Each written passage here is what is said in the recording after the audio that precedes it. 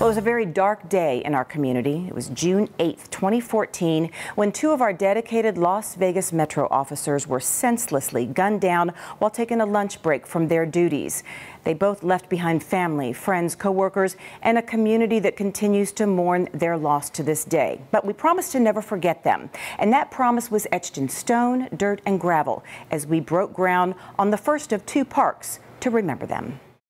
This 10-acre plot of land on North Sky Canyon Park Drive may not look like much today, but work is currently underway for it to look like this.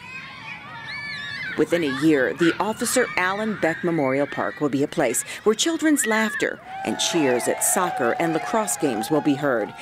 And hopefully it will help fill the void left when Metro Officer Alyn Beck was killed in the line of duty. I feel honored that the park will be named after my husband, Alyn. It's a great honor to him.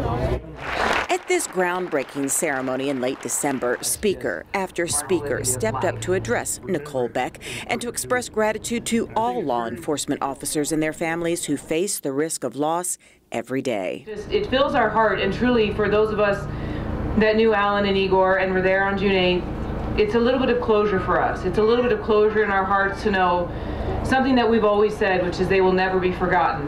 Mayor CAROLYN GOODMAN spoke of the day we lost Officer Beck and his partner, Igor Saldo. That moment was seared in our hearts and souls, and yet it's so wonderful and meaningful to know that out of such a big loss, we're going to have something so magnificent here. Councilwoman Michele FIORE fought back tears as she expressed why she felt it was so important to get this park construction moving forward. I am sad that we lost a wonderful and precious husband and father and officer in our community. But it is fitting that someone who loved youth and children will have his name forever on this park, where laughter and play will happen every day.